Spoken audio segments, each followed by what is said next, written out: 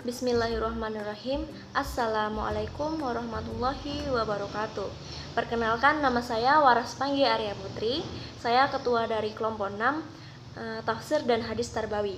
Di sini kelompok kami beranggotakan 4 orang, yaitu yang pertama saya sendiri, yang kedua yaitu Risna Hasnita, yang ketiga yaitu Santi Apitri, dan yang keempat yaitu Miss Niatik. Baiklah, kami berempat akan menjelaskan materi tentang 2 ayat dan 2 hadis yang berkenaan dengan ilmu pengetahuan. Di sini penjelasan pertama akan saya sampaikan, yaitu saya akan menjelaskan ayat tentang ilmu pengetahuan. Di sini saya akan menjelaskan tentang Quran surat Ali Imran ayat 7 yang berbunyi, A'udzubillahi minasyaitonirrajim. Bismillahirrahmanirrahim. Huwallazi anzala 'alaikal kitaba minhu ayatun muhkamatun hunna ummul kitab wa ukharu mutasyabihat fa'ammal ladzina fi qulubihim zawghun fayattabi'una ma tashabaha minhu ibtigha'al fitnati wa ibtigha'a ta'wilih وَمَا يَعْلَمُ تَأْوِيلَهُ إِلَّا اللَّهُ وَالرَّاسِخُونَ فِي الْعِلْمِ يَقُولُونَ آمَنَّا بِهِ كُلٌّ مِّنْ عِندِ رَبِّنَا وَمَا يَذَّكَّرُ إِلَّا أُولُو الْأَلْبَابِ. Baiklah, ayat ini yaitu berarti dialah yang menurunkan Alkitab, Al-Quran kepada kamu. Di antara isinya ada ayat-ayat yang muhkamat, itulah pokok-pokok isi Al-Quran, dan yang lain yaitu ayat-ayat mutasyabihat. Adapun orang-orang yang dalam hatinya condong kepada kesesatan, maka mereka mengikuti sebagian ayat-ayat yang mutasyabihat daripadanya untuk menimbulkan fitnah, untuk mencari-cari takwilnya. Padahal tidak ada yang mengetahui takwilnya melainkan Allah. Dan orang-orang yang mendalam ilmunya berkata, kami beriman kepada ayat-ayat mutasyabihat, semuanya itu berasal dari sisi Tuhan kami. Tidak ada yang dapat mengambil pelajaran daripadanya melainkan orang-orang yang berakal. Dalam ayat ini, Marwan Hadidi bin Musa menafsirkan bahwa dalam tafsirnya Hidayatul Insan bitafsir Al-Quran, bahwa hanya Allah lah yang dapat menurunkan kitab Al-Quran kepada Nabi Muhammad untuk disampaikan kepada semua umat manusia.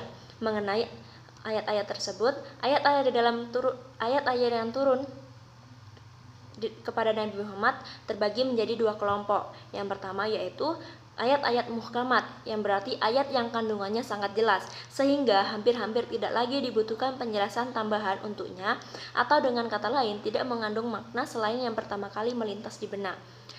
Kemudian bahwa ayat-ayat yang termasuk muhkamat itu adalah ayat-ayat tentang pokok-pokok kitab suci Al-Quran. Ayat yang kedua yaitu ayat mutasyabihat, di mana yang berarti ayat-ayat yang mengandung beberapa pengertian dan samar. Maksudnya bahwa ayat itu sulit dipahami kecuali setelah merujuk kepada ayat-ayat yang muhkam, dan yang mengetahui maksud ayat-ayat mutasyabihat hanyalah Allah Subhanahu wa taala. Kemudian dalam ayat tersebut ada yang dimaksud dengan arasyikuna fi ilmi, yakni orang-orang yang ilmunya mendalam dan imannya mantap. Dan takwil dari ayat-ayat mutasyabihat itu juga dapat dipahami maksudnya oleh orang-orang yang arasyikuna fi ilmi. Karenanya, salah satu tujuan Allah Subhanahu wa taala menurunkan ayat-ayat mutasyabihat adalah untuk memotivasi para ulama agar giat melakukan studi, berpikir, teliti dalam berjihad, dan menangkap pesan-pesan agama dengan tepat. Orang-orang yang termasuk arasyikuna fi ilmi berkata, kami beriman kepadanya, yakni Al-Quran, baik yang muhkamat maupun mutasyabihat, yang tentu berasal dari sisi Tuhan kami, yaitu Allah. Tidak ada yang dapat mengambil keputusan atau pelajaran dan memahami maknanya kecuali orang-orang yang berakal, yakni orang-orang yang memiliki akal sehat dan tidak mengikuti keinginan hawa nafsunya. Karena menggunakan akal semata itu juga akan mengakibatkan buruk, yakni seseorang akan mudah tergelincir dalam hal kesesatan. Baiklah, mungkin hanya itu saja yang dapat saya sampaikan mengenai Quran surat Ali Imran ayat 7. Penjelasan selanjutnya yaitu tentang ayat dan hadis tentang ilmu pengetahuan yang akan disampaikan oleh rekan-rekan saya. Terima kasih kepada rekan-rekan saya. Saya persilahkan. Oke, baik. Di sini saya akan melanjutkan penjelasan dari Saudari Risna Hasnita. Seperti yang kita ketahui, manusia lahir ke dunia ini dalam keadaan tidak berilmu. Maka, dalam pandangan umat Islam, kita diwajibkan untuk belajar dan menuntut ilmu. Hal tersebut berdasarkan sabda Rasulullah SAW yang artinya, belajarlah karena seseorang tidak dilahirkan dalam keadaan pandai, dan pemilik ilmu itu tidak sama dengan orang yang tidak memiliki ilmu. Ilmu pengetahuan itu sebagaikan pelita atau cahaya di malam yang gelap. Ilmu menjadi penuntun manusia untuk menjalani kehidupannya di dunia ini. Dengan ilmu, manusia dapat mengetahui mana yang hak, mana yang batil, mana yang benar dan mana yang salah, serta mana yang halal dan mana yang haram. Di sini dijelaskan juga dalam Quran surah Al-Alaq ayat 1-5, diperintahkannya kita untuk belajar. Mengapa wahyu pertama ini kita diperintahkan untuk membaca, bukan diperintahkan untuk sholat, zakat, puasa, serta diperintahkan untuk haji? Karena ayat ini menunjukkan bahwa sebelum kita beramal atau beribadah, kita harus berilmu dulu. Menuntut ilmu itu hukumnya wajib bagi kaum muslim laki-laki maupun perempuan.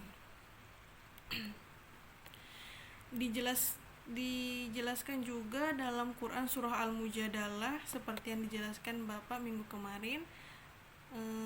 Al-Mujadalah ayat 11, ayatnya yang berbunyi, A'udzubillahi minasyaitonirrajim, yarfa'illahu alladhina amanu minkum walladzina utul ilma darajat, yang artinya niscaya Allah akan meninggikan orang-orang yang beriman di antara kamu dan orang-orang yang diberi ilmu pengetahuan beberapa derajat.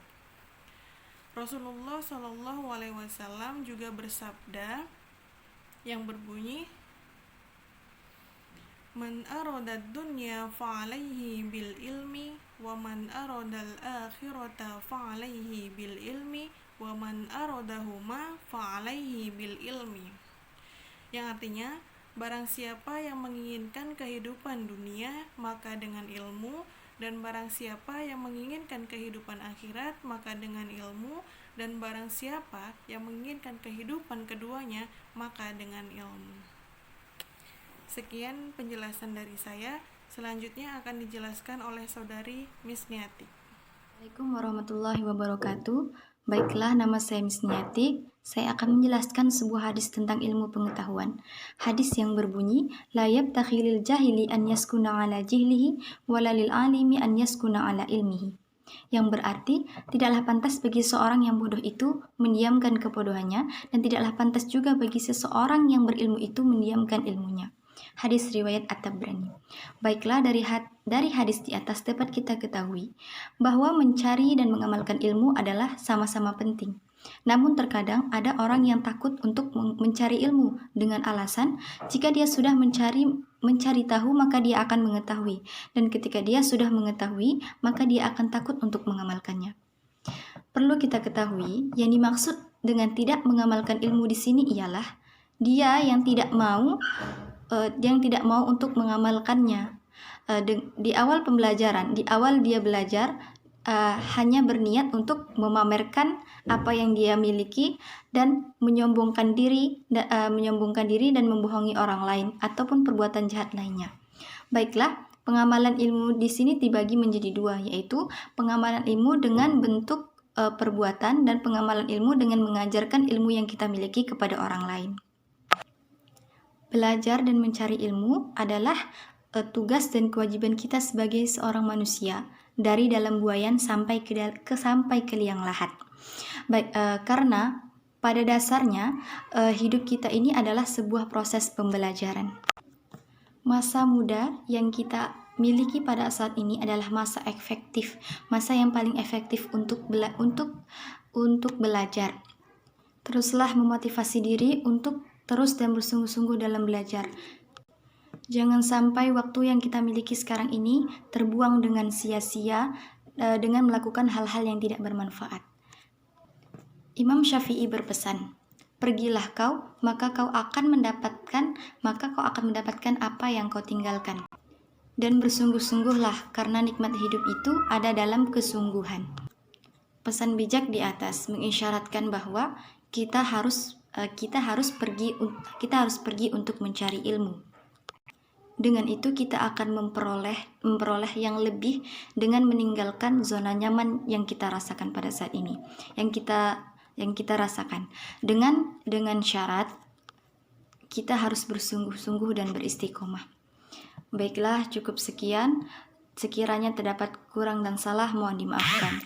Selebihnya saya kembalikan ke moderator. Baiklah, hanya itu mungkin yang dapat kami sampaikan dari kelompok 6 kepada teman-teman sekalian tentang ayat-ayat dan hadis-hadis yang mengandung ilmu pengetahuan. Selebihnya, semoga teman-teman semua dapat memahaminya dengan jelas. Kami mohon maaf apabila ada kesalahan dalam penyampaian. Kami akhiri. Assalamualaikum warahmatullahi wabarakatuh.